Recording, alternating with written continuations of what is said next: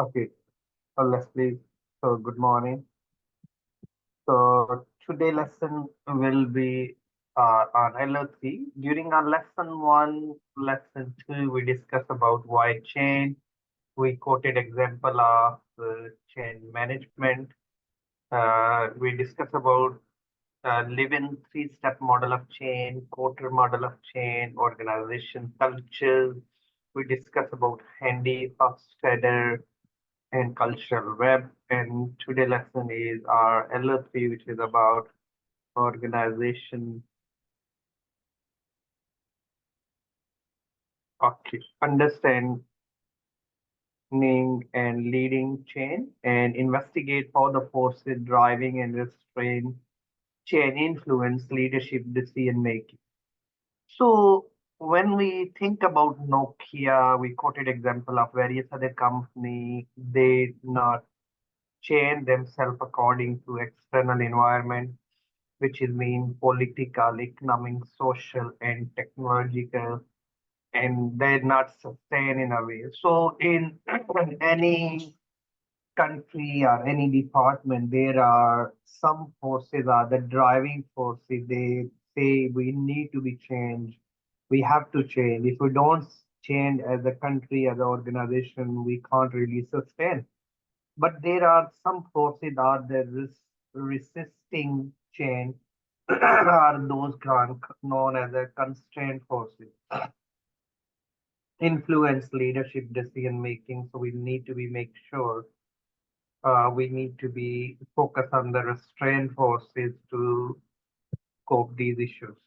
Okay, so our LO3, we can look around the barrier and resistance to change. What are the barriers? Individual group or stakeholders can be. We can look around organization cultures can be our self-efficiency, perception of the people, the policies of organization. Those will look around force field analysis to understand the likely opposition in sport. We look around the leadership role and the leadership style can play the key role. Why speed of change need to be quickly is a transformational or is it transactional or we need the big bang theory, the chain instant like COVID-19 happened, we can't really sustain if you don't change it to selling things online, working from home or remotely. So these are the key issues why we need to be change our organization. Okay, so barrier.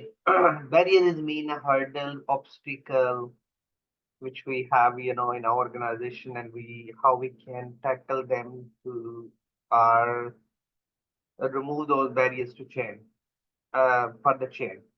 Okay, limited understanding of the chain, so we need to be make sure in our organization we pass the information. Its impact, tell the people the positive impact, let's say, if we reduce the corruption in our organization, what will be happen? Ultimately, the money will be multiply and goes in many hands, and ultimately the more job opportunities is the positive for everyone. Negative implies attitudes. Yes, so we can say if the company will grow, you will grow, you will earn more money, and your productivity will be more. Failure to improve implies in the change process. So if the implies are failure, not change themselves in the process of the change, ultimately what impact will be the poor efficiency, efficient communication. Communication need to be effective. It need to be two ways. So then that will help to achieve the desired objective. Okay, then why it is important to understand the barriers to change. Barriers, as we said earlier, is mean hurdle. Understand the barriers to change management can help, in any business to create successful strategy to identify, implement the change. Change is important aspect of the organization and the targeting shifting from one state to another for the good of the organization. What are the three common barriers which we can look around? Inefficient communication. So we can think about 7 C's. Communication need to be clear. Communication need to be effective. Communication need to be two ways. Communication need to be concrete. Communication need to be complete. Inadequate, the resources budget need to be accurate, where you can choose the channel cost of the chain management, resistant to the organizational culture shift. Culture mean the norms, value, the organization. It takes a while, to change the culture. Lack of, the management support. Sometimes it can be issues. The lack of the support from the governments, different departments. Okay, the Levin, one of the great scholar, he said, when we do the chain, we have 3 steps of chain. Unfreeze ourselves, yes, the situation we are like an ice cube. When you take out from the fridge, you unfreeze them, chain into the water, and then you put it back to the that situation. It can be refreeze. So, which is given by Levin's 3-step model of chain. Then we have popular authors Porter 8-step model of chain. So according to the quarter 8 step, create urgency. Why we need to be changed as a matter of urgency. So COVID-19 happened. It's a matter of urgency. We need to be changed. We need to be protect our people, their livelihood. So we need to be build a coalition. Yes, coalition very important. We want to be coalition in our organization. Ultimately, so increase the productivity. Third, we can create a VN where we want to see ourselves in future, where we are now, where we want to see communication. The VN we can communicate, where we want to heading towards our country. Empower others. We want to be make sure empower other people, give them authority, responsibility, funding. Create, quick wins. Of course, we can win when we won the heart and the minds of the people, and embed the chain in the whole process. So first is the create the climate. You have to, that's 3 colors you will see there. Then orange one, enable the organization, and then implement the chain. That's for the sustainability. So that's what we need to do. Okay, then we have a model called EDCAR, which is awareness, desire, knowledge, abilities, and uh, a reinforcement. We have to tell the people awareness. We need to create the desire. We need to provide them knowledge. We need to develop and train them. They have ability to change. We reinforce them, persuade them. These are the enabler or zone. Yes, so engagement zone with them, and ultimately this we can embed the chain into system. Okay. Then we have reduce uncertainty, excitement. So we can look around ending zones. We need to look around the transitional zone, or we need to look around the new beginning zones. Yeah. So these are the zones, where we have uncertainty first. Maybe we look the creativities and innovation. And at these, we need to make the strategies accordingly as a managers to implement the change in our organization. We need to reduce the skepticism because that can be exploration. We need to be more, and that's people carry on moving. Okay, then we have Mackenzie 7S, which is one of the great authors, Mackenzie Institute in Australia, in US, Harvard Business School study, and we can look around hard and soft. Soft HR is focused on people is most important asset in the organization. Hard is no people not better than, so we can develop the strategies accordingly. So we can look around skills, staff, style, system, structure, and strategy, shared vision, which we need to be in our organization that will help Okay, so we had a discussion previously as well, which we look around the business process engineering, a model that to focus on the radically redesign the business processes to achieve the dramatic improvement, re-engineering in our organization, which we have to think about, in our organization, lean. Lean is meaning the reducing the waste, which is Japanese approach. A Gale model, which we need to be emphasis on the flexibility and responsiveness of service and toward the chain by looking the environment, what is happening. Blue ocean strategies, create the new market, because we are declining in the UK market. We are looking in Asian market. Are we looking in other markets? So this is a very crucial, which we have to focus on these, and the platform business model is the model that involve the building a digital platform that connect, buyers and the seller. And after the multiple sided marquee platform business typically generate, the revenue by tackling the uh, commissions or transactions that occur on the platform. That's which we need to. And then we have subscription business model, a model that involves charging customer and recurring fees. That's, for the service and the product, and that's, which we can change our source of revenue. Ultimately, retention, we need to be focused. Recurring revenues is very important for the organization.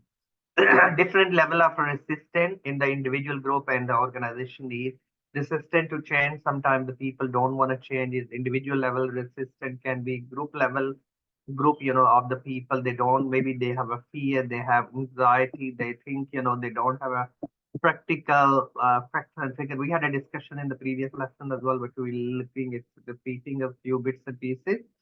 So organizational level of resistance, we are to look around the culture, structure, and the systems which we have to focus on.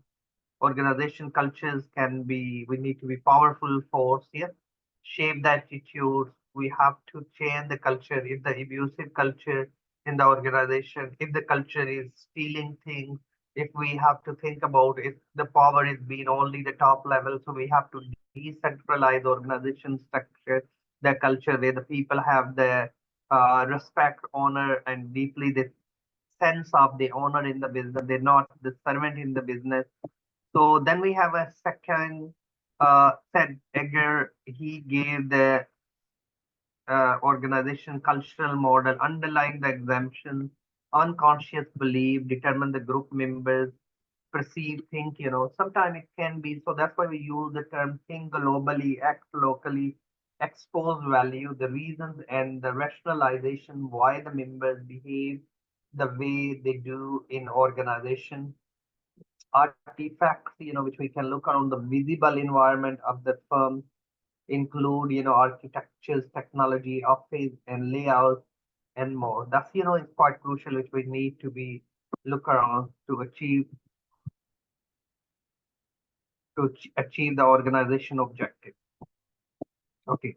According to this model, we look around the culturally and identify the level of the culture, artifact behaviors, and expose, the values. We can look around the behavior, the level of include the visible aspect of the organization culture, such as the dress code. We can maybe someone, everyone need to be wear the, you can't come without the official dress. So dress code can be changed. That can be impact on the clients, like if they take away restaurant, if they properly wearing the proper uniform, then if they wearing the gloves, when they're serving and cleaning the table, it will be huge impact on professionalism and the values, how they exposed values, this level of, organization stated values, belief, the goal. These values may be communicated through the official mission statement, vision statement, or other public, statement by leadership. Example, an organization may have, mission statement, the emphasis, a commitment of sustainability and environment responsibilities indicate, that the organizational values, these principles seek integrated into operation. That's we need to be underlying the exemption. This level of include the deep seated beliefs, which we have, that's, difficult in the, because the person who start the organization, his or her style can be quite embedded in the, when we think about the Steve Jobs or others, in a Apple, difficult to identify the change. So an organization may have underlying exemption that the most important goal is maximizing the profit. Even the goal conflict, other values, yes, like, exemption influence the CN behavior throughout the organization, even it's not explicitly stated or acknowledged. Okay, self-efficacy, the perception and situational resistance with when determine the barriers. So self-efficacy is the perception and the situation resistance are the two important factors. Self-efficacy perception, which we can refer to the individual abilities, that's, which we need to be focused. Any question, please? If you have, you can ask. Okay, so don't hesitate. You can stop me if any points you think need to be further clarified. Okay, so we need to be look around if individual in the belief that changing their diets to improve, health will be too difficult, and the lack of, necessary willpower or resistant and making, necessary changes in the case of addressing the individual self-efficacy perception throughout education, sport, encouragement. That's we can. Situational resistance refer to the external factors, circumstances, hindrance, change, efforts such as organization, policy, resources, constraint. For example, an organization has a policy that the prohibited employees from working remotely, and this may be hinders, effort implement, telecommuting programs, addressing these situation resistance. So we need to be think about, there can be number of factors. Overall, they're addressing the both self-efficacy, perception of individual situational resistance, overcoming barriers of change, achieving the successful outcome by identifying, addressing these factors. Individual organization can work to create, supportive environment and facilitate, positive change.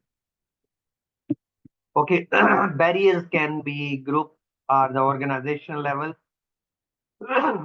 we can th- we can think about, individuals level, the resistance chain, group barrier or organization barriers. We can divide them and we can look around which barrier is more and how we can overcome. Yes, of course, engaging with them, communicating with them, prioritizing with them, changing the organization or the style into the more autocratic style. That's, providing the training, engaging and linking with the other organization and network events. That also help, The use of the force field model to understand the likely position, force field model of the framework, which is, of course, driving forces and the restraint forces. So, which is by given by Levin, as we said earlier, promote, the proposed change, driving maybe into the factor, the sense of urgency, clear vision. When we compare this with the Porter, so Porter is 8 steps, Levin is driving and restraint. Another model is a 3 step. Yes, these are the very important models which we can look around and we can identify the factor those are prevailing in our organization. Uh, we can reach the 10 forces, the strength forces, which we can look around may include the factors such as the fears, unknown, the lack of, resources, support, or resistance from the stakeholders. So stakeholders mean any. So we can look around restraint and we can list them, and then we can make the strategies to address them. To conduct force field analysis following, define the proposed change, what you want to change, identify the driving forces, what those are, identify the restraint forces, those are hinder or obstacle, evaluate the forces, assign the score, the weight of each force, which one is a high, which one is a less effort required, develop the strategies, uh, like, maybe you're giving bonus, you're giving and involved in the training process that field wheel analysis is gain better understanding between individual and organization. We can target the strategy, the framework used to variety of the setting, individual behaviors change and the large organization scale. Leader. So what is the difference between leaders and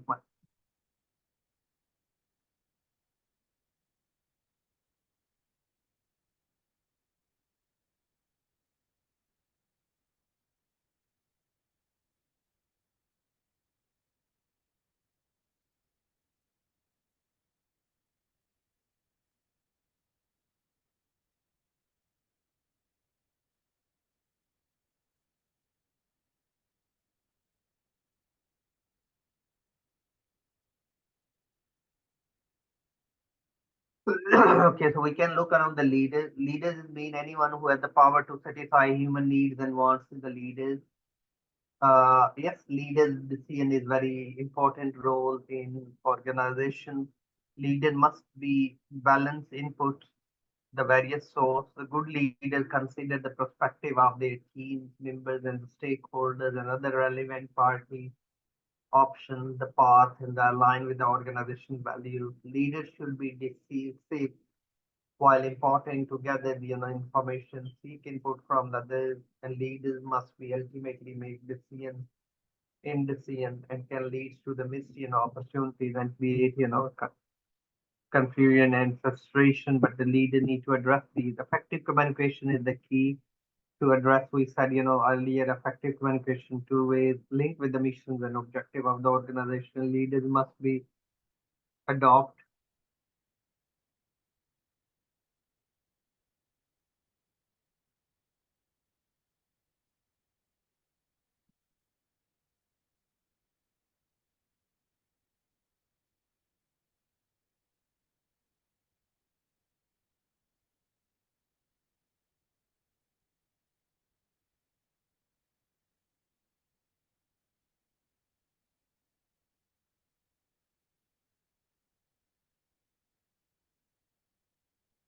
Okay, so we need to be make sure we can look around leaders. A leader should be ethical, morally correct. They set the example, they have skills, they have knowledge, they have ability, a hallmark for the success of organizations. Okay, then the leadership and the ethic, effectively decision making, prospecting, and the value and diversity. So, leaders' ethics are the crucial and effective decision making.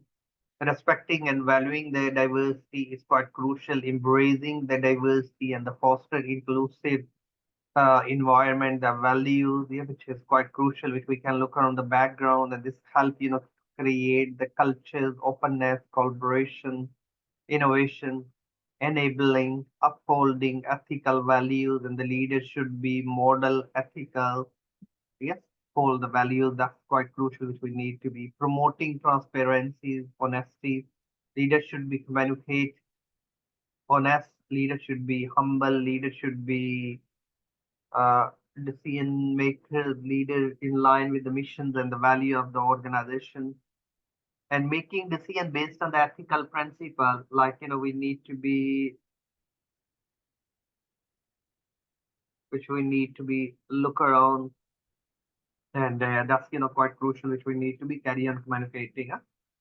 Okay, developing culture in our organization, ethical leadership culture, that is called crucial because that help to reduce the uncertainty, increase the transparency, and that's which is very crucial in the organization, which we need to be addressed and transparent. Speed of change, of course, speed of change is very important because the things can be outdated, environment change, like when we look the political, economic, social, and technological preemptive and proactive approach involve the anticipating and preparing the change before it's happen. We know that what is happening in environment. We know that we have to carry on changing. Like environmental group, we know we have to change to the electric car. We have to look around in other environmental issues. The approach required the high degree of equality, flexibility. That's which we need to be. That's we need to be focused. To these points. Anyone, any question, please?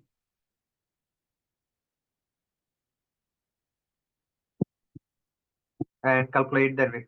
A responsive and reactive approach, a reactive, responsive and reactive approach. This approach involves the reacting, the change. Another is to happen organization that take the responsive and reactive, approach are face, addressing the immediate challenges, fixing problem as arise. We can look around the approach is more focused on the operational efficiency than the cost control. We can look around the fast, the pace in the environment. It is important organization to strike balance between these two approaches. While the preemptive, this, the few guys not attending the H&D course, but those are listening this recording, please make sure you attend, next week, next lesson tomorrow. We'll go through it, our level, our LO4, learning outcome 4. Huh? So, okay, so we need to be fast-paced, environment because environment changing, and we have to understand these. strategies, and we can use them in our organizational change or change ourselves. Because if you don't change and you do the routine work, you think you're very satisfied, like playing the games, or you not manage your time. And ultimately what will be happen, is the if you don't change it according to the environment, you will stay behind. Your friends can be there is a scope of to accelerate in your life, but actually you're not accelerating. So the scope of the change refer to the extent, complexity maybe. Yes, chain initiative you have to do on you change, maintain the diary, use the time effectively. Small scale of the chain may be required, the minimum decision making. Yes, scale of decision making, and means selecting the best option. You have to think about which is the best for you, which give you the long term benefit. You don't say or regret, I missed the opportunity, I waste my time, I waste my energy. I was just, doing the thing which I'm not supposed to do a lot, ultimately we're not going to achieve the productivity. So that is very, very important. It's help to manage the risk. Risk is a probability. If you're not spending the time, there is a high risk, you're not going to be successful in life. And ultimately, that's very crucial. You manage the time and the benefit of the chain, and the making the decisions that will in line with the organization objective and your values. So barriers to change, barriers sometimes can be hurdle. You have to overcome, your expertise and the cultural laziness, yeah, obstacle, and the leaders must be identify and address these barriers. A resistant to change, of course, we have to be those people are resistant to change. We have to communicate with them, or we can withdraw the organization. You can say, come on, we can make them redundant if we need to be, but we need to be follow the legislation of the redundancies, because if those are lazy, not coming, they're not changing themselves. We give them flexible time, or they not awake up early morning, they're not doing the work on time, they're not. So these are very crucial, the things we have to change management in the process that involve, the planning, implementing, and monitoring the chain initiative. And effective chain management required, stronger relationship and communication and collaboration across the organization. Of course, we have to collaborate, like even in a family structure as well, in our organization to structure to change and implement the change. Okay, guys. Anybody, any question, please? Okay, so next lesson will be LO4, and we'll go through accordingly. If you have any question, you can drop me email anjum@ukversity.co.uk, and I'll try my best to get back to you as soon as possible. Thanks for attending. Hope to speak to you all. So please, before coming next lesson, can you look, LO4, the learning outcome for understanding the chain and the chain management process, which is quite crucial, and we have to do accordingly. Thank you. Have a nice weekend. Speak to you all. Bye bye.